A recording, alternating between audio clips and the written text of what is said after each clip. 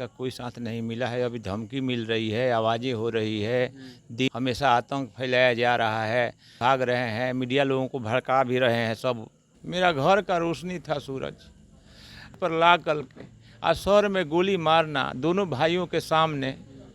नमस्कार, मैं हूं चंद्रशेखर। आप मगही न्यूज़ देख रहे हैं। देखिए, एक तरफ देश में 2 अक्टूबर को हर्षोल्लास के साथ गांधी जयंती मनाई जा रही थी, तो दूसरी तरफ देवरिया और बिहार के छपरा यानी सारण में एक घटना ऐसा घटता है जो कि इंसानियत को शर्मसार कर देता है।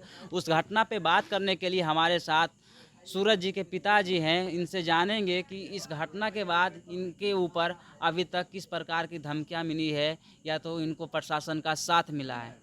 घटना जिस प्रकार से घटा है, प्रशासन का साथ मिला आपको कि नहीं मिला? जी नहीं, कोई अभी साथ नहीं मिला है, प्रशासन का कोई साथ नहीं मिला है। अभी धमकी मिल रही है, आवाज़ें हो रही है, दिन में आवाज़ हो रहा है, रात में हो रहा है, हमेशा आतंक फैलाया जा रहा है, मीडिया लोगों के सामने हो रहा है। सब मीडिया लोग भी भाग रहे हैं, मीडिया लोगों को भड़का भी रहे हैं सब उधर से कि मत जाइए, वहाँ खतरा है, मत जाइए, खतरा है।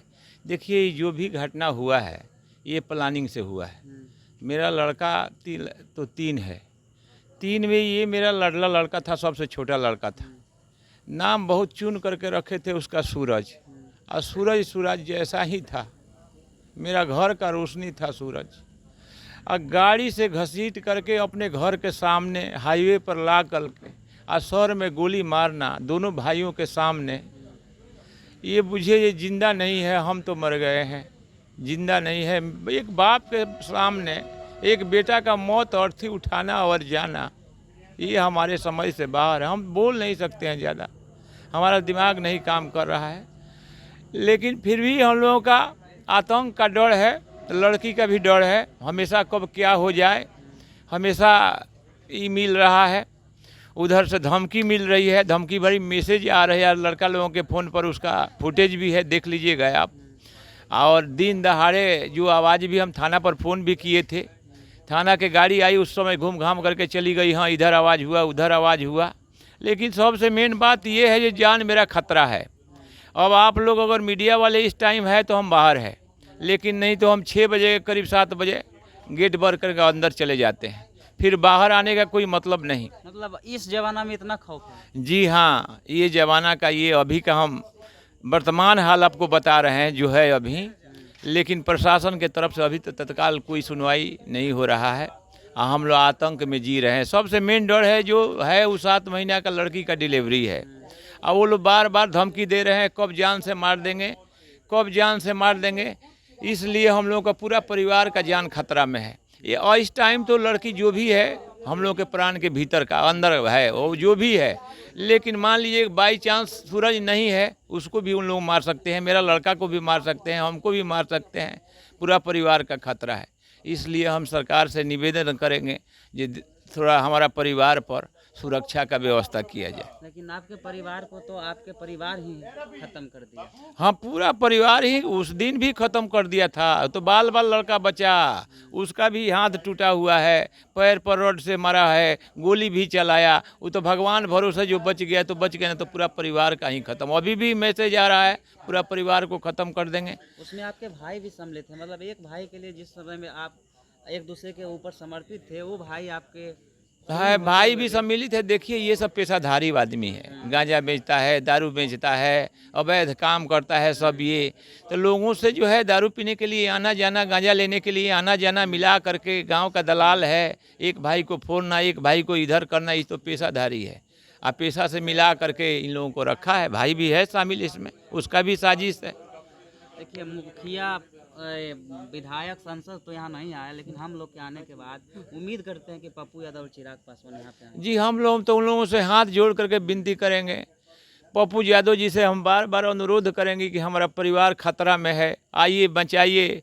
कोई ठिकाना नहीं है जो कब क्या हो जाएगा।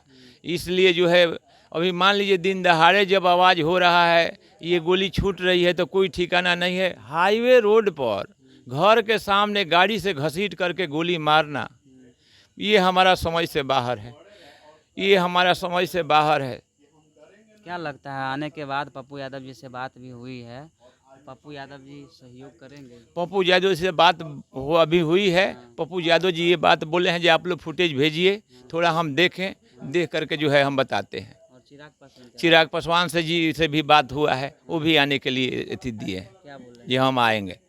मीना मानवी भी हम आज ये आए हाँ थे। मीना मानवी भी आई, हम लोगों को कुछ संतोषजनक बातें जो है करके गई, और ये दीजिए हम व्यवस्था करेंगे। मतलब दूर में रहने वाले लोग आपको कवर करने के लिए आ रहे हैं? हाँ जी, हाँ जी, हाँ जी, नहीं आ हाँ जी, हाँ जी, हाँ जी, क्या सब की लोग चीज़ आ है गया। ये? हमारे एमपी साहब सिग्रवाल जी भी कुछ नहीं कर रहे हैं, और ये भी जो है हमारा विधायक जी का भी कोई अभी इधर हमारे लोगों का जो है, मांग रहेगी सरकार से? हम सरकार से यही करेंगे तत्काल हमको सुरक्षा का व्यवस्था किया जाए, यही हम अनुरोध करेंगे। कोई तत्काल सुरक्षा का व्यवस्था का जरूरत है। उग्रवादी जो है तो अभी तो घूम रहा है, सब हथियार लेकर के घूम रहा है, इन लोगों का कोई ठिकाना नहीं है ये कब क्या कर देगा। हमेशा एनी टाइम 24 घंटा हम लोगों का जो है खतरा है। देखिए बिहार की शासन किस प्रकार से वो आप देख सकते हैं। एक तरफ मुख्यमंत्री नीतीश कुमार दावा करते हैं कि बिहार में सुशासन की तरह सरकार है, तो दूसरी तरफ लगातार घटना घट रहा है। ये कहीं ना कहीं कानून व्यवस्था पे सवाल उठाता है। मुख्यमंत्री जी से मेरा निवेदन रहेगा कि इस पे कार्रवाई करिए और कानून व्यवस्था को कायम करिए, ताकि गुंडों माफिया में जो है कानून का खौफ हो और इस प्रकार का दोबारा घटना देखने को ना मिले। इस वीडियो के बनाने के बाद हम लोग को भी शायद ये डर लग रहा है कि सही से हम पहुंच पाए या नहीं पहुंच पाए, क्योंकि ये माहौल ही इस प्रकार बना दिया गया है कि सबको सोचने पर मजबूर करता है। इस वीडियो के माध्यम से आप अपना प्रतिक्रिया दे सकते हैं। अभी हम मौजूद थे छपरा में, पीछे ये घर देख सकते हैं जिनका हत्या हुआ है, उनका यही घर है। चलिए।